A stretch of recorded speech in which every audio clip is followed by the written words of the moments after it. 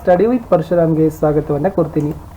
NMMS ಪರೀಕ್ಷೆ 2022-23ಕ್ಕಾಗಿ ಪತ್ರಿಕೆ 2 ಸ್ಯಾಟಲ್ಲಿ ವಿಜ್ಞಾನ ವಿಷಯದಲ್ಲಿ ನಾವು ಎಲ್ಲ ಪಾಠಗಳ ಮೋಸ್ಟ್ ಇಂಪಾರ್ಟೆಂಟ್ ಆಗಿರ್ತಕ್ಕಂಥ ಕಾನ್ಸೆಪ್ಟ್ಗಳನ್ನು ನೋಡ್ತಾ ಇದ್ದೀವಿ.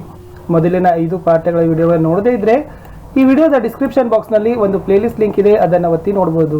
NMMS ಪರೀಕ್ಷೆ 22-23 ವಿಜ್ಞಾನ ಅಂತ ಇದೆ, ಅದನ್ನು ಒತ್ತಿದ್ರೆ ತಾವು ಹಿಂದಿನ ಒಂದು ವಿಡಿಯೋಗಳನ್ನು ತಪ್ಪದೇ ಆಗಿರ್ತಕ್ಕಂಥದ್ದು ನೋಡ್ಬೋದು ಅಂತ ಹೇಳ್ತಾ, ಸೊ ವಿಡಿಯೋವನ್ನು ಲೈಕ್ ಮಾಡಿ, ನೀವು ಬಳಸ್ತಕ್ಕಂಥ ಸೋಷಿಯಲ್ ಮೀಡಿಯಾ ಪ್ಲಾಟ್ಫಾರ್ಮ್ಗಳಲ್ಲಿ ಶೇರ್ ಮಾಡಲು ಮರೆಯದಿರಿ. ನಿಮ್ಮ ಒಂದು ಲೈಕ್, ನಿಮ್ಮ ಒಂದು ಶೇರ್, ಅದುವೇ ನಮಗೆ ಇರ್ತಕ್ಕಂಥ ಒಂದು ಮೋಟಿವೇಶನ್ ಅಂತ ಹೇಳ್ತಾ, ನಾವುಗಳು ಕಲಿಕಾ ಚೇತರಿಕೆಯಲ್ಲಿ ಹಿಂದಿ ವಿಜ್ಞಾನ ಮತ್ತು ಸಮಾಜ ವಿಜ್ಞಾನದಲ್ಲಿನೂ ಕೂಡ ಕಲಿಕಾ ಹಾಳೆಗಳಿಗೆ ಉತ್ತರಗಳನ್ನು ಹಾಕಿದ್ದೀವಿ, ಅವುಗಳನ್ನು ಸಹಿತ ತಪ್ಪದೇ ನೋಡಿ.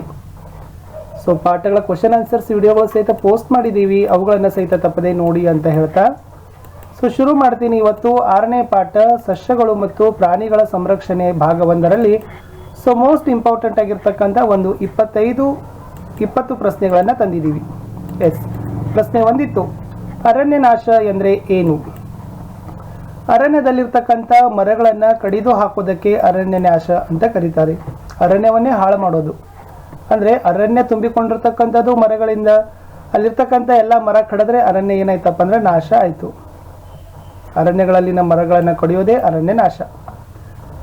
ಅರಣ್ಯದಲ್ಲಿರುವ ಮರಗಳನ್ನು ಕಡಿಯುವ ಉದ್ದೇಶಗಳು ಏನು? ಮನುಷ್ಯನಲ್ಲಿ ಸೊ ಬಹಳಷ್ಟು ಸ್ವಾರ್ಥ ಸಾಧನೆಗಳಿರ್ಬೋದು, ಬೇರೆ ಬೇರೆ ಉದ್ದೇಶಗಳು ಸಹಿತ ಮರ ಕಡಿಲಿಕ್ಕೆ ಕಾರಣ ಇರ್ಬೋದು. ಅವ್ರು ಹೇಳ್ತಾರೆ, ವ್ಯವಸಾಯ ಭೂಮಿಯನ್ನಾಗಿ ಪರಿವರ್ತನೆಯನ್ನು ಮಾಡೋ ಸಲುವಾಗಿ, ಮನೆ ಕಾರ್ಖಾನೆಗಳನ್ನು ಕಟ್ಟೋ ಸಲುವಾಗಿ, ಪೀಠೋಪಕರಣ ಉರುವಲಾಗಿ ಬಳಕೆ ಮಾಡೋ ಸಲುವಾಗಿ ಮನುಷ್ಯ ಇವತ್ತು ಅರಣ್ಯದಲ್ಲಿರ್ತಕ್ಕಂಥ ಮರಗಳನ್ನು ಕಡಿತಾ ಇದ್ದಾರೆ. ಮುಂದಿನ ಪ್ರಶ್ನೆ 3, ಅರಣ್ಯ ನಾಶಕ್ಕೆ ನೈಸರ್ಗಿಕ ಕಾರಣಗಳು ಏನು? ಮಾನವ ನಿರ್ಮಿತ ಕಾರಣಗಳು ಅಂದರೆ ಅವೇ ಅದು.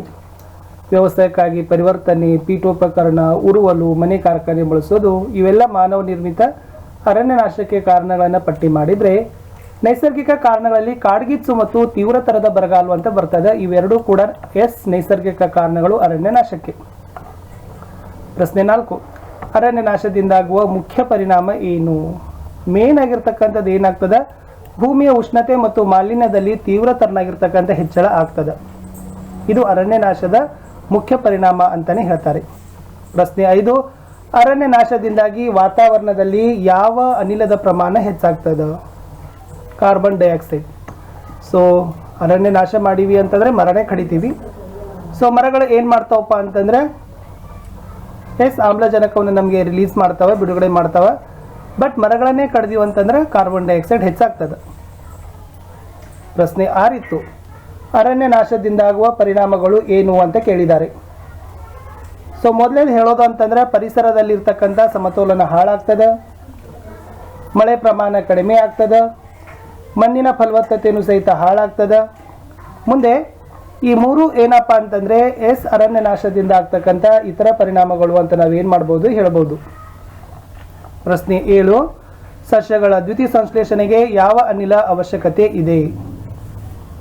ಸಸ್ಯಗಳು ತಮ್ಮ ಆಹಾರವನ್ನು ತಾವೇ ತಯಾರಿಸಲಿಕ್ಕೆ ದ್ಯುತಿ ಸಂಶ್ಲೇಷಣೆಯನ್ನು ಬಳಸ್ತವೆ. ಬಟ್ ಈ ದ್ಯುತಿ ಸಂಶ್ಲೇಷಣೆ ಕ್ರಿಯೆಗೆ ಅವು ಯಾವ ಅನಿಲವನ್ನು ಬಳಸ್ತಾವಂದರೆ ಕಾರ್ಬನ್ ಡೈಆಕ್ಸೈಡ್, CO2 ಅಂತ ಕರಿತೀವಿ. ಬರಗಾಲಕ್ಕೆ ಮುಖ್ಯ ಕಾರಣ ಏನು? ಮಳೆ ಕಡಿಮೆ ಬಿತ್ತಂದ್ರೆ ಬರಗಾಲನೇ ಬೀಳ್ತದೆ. ಸೊ ಬರಗಾಲ ಆಗ್ಲಿಕ್ಕೆ ಕಾರಣ ಏನಪ್ಪ ಅಂದ್ರೆ ಮಳೆಯ ಪ್ರಮಾಣ ಕಡಿಮೆ ಆಗಿರೋದು. ಮಣ್ಣಿನ ಗುಣಗಳ ಬದಲಾವಣೆಗೆ ಮುಖ್ಯ ಕಾರಣ ಏನು? ಇಲ್ಲಿ ಒಂದು ಅಂತ ಒಂದು ಸೇರಿಸ್ಕೊಡ್ರಿ. ಮಣ್ಣಿನ ಬದಲಾವಣೆಗೆ ಮುಖ್ಯ ಕಾರಣನೇ ಅರಣ್ಯದ ನಾಶ. ಪ್ರಶ್ನೆ 10, ಮಣ್ಣಿನ ಭೌತ ಗುಣಗಳ ಮೇಲೆ ಪ್ರಭಾವ ಬೀರುವ ಅಂಶಗಳು ಯಾವುವು? ಈ ನೆಡುತೋಪು ಮತ್ತು ಸಸ್ಯವರ್ಗ ಬರ್ತಾವ. ಇವೆರಡು ಏನಪ್ಪಾ ಅಂದ್ರೆ ಮಣ್ಣಿನ ಭೌತ ಗುಣಗಳ ಮೇಲೆ ಪ್ರಭಾವವನ್ನು ಬೀರ್ತಾವೆ. ಮರಗಳ ಸಂಖ್ಯೆ ಕಡಿಮೆಯಾದರೆ ಮಣ್ಣಿನ ಸವಕಳಿ ಏನಾಗ್ತದೆ? ಮರಗಳ ಸಂಖ್ಯೆ ಕಡಿಮೆ, ಮಣ್ಣಿನ ಸವಕಳಿ ಹೆಚ್ಚು. ನಾವೆಷ್ಟು ಮರ ಕಡಿತೀವಿ ಅಷ್ಟು ಮಣ್ಣಿನ ಸವಕಳಿ ಹೆಚ್ಚೇ ಆಗ್ತದೆ.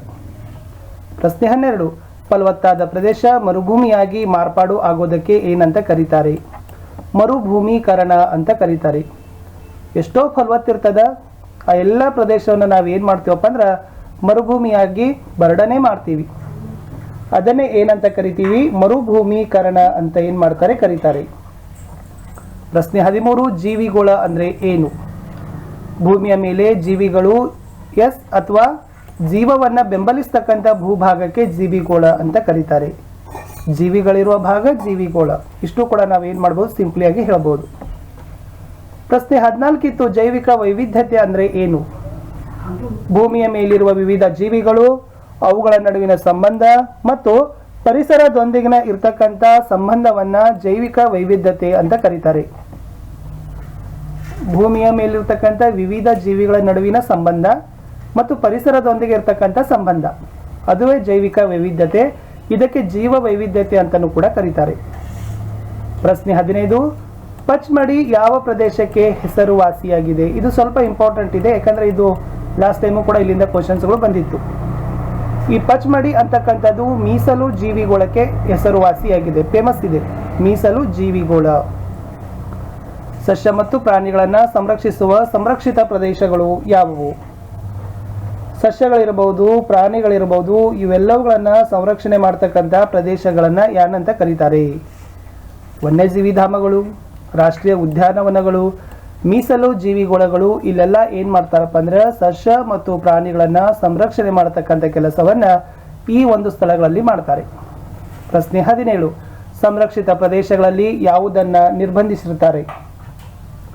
ಈ ಸಂರಕ್ಷಿತ ಪ್ರದೇಶಗಳಲ್ಲಿ ಏಕಪ್ರಭೇದದ ನೆಡುತೋಪುಗಳನ್ನು ನಿರ್ಮಿಸೋದು, ವ್ಯವಸಾಯ ಮಾಡೋದು, ಜಾನುವಾರುಗಳನ್ನು ಮೇಯಿಸೋದು, ಮರ ಕತ್ತರಿಸೋದು, ಪ್ರಾಣಿಗಳನ್ನು ಬೇಟೆ ಮಾಡೋದು, ಅತಿಕ್ರಮಣ ಪ್ರವೇಶ, ಇವೆಲ್ಲವುಗಳನ್ನು ಏನು ಮಾಡ್ತಾರಪ್ಪ ಅಂದ್ರೆ ನಿರ್ಬಂಧವನ್ನು ವಿಧಿಸಿರ್ತಾರೆ.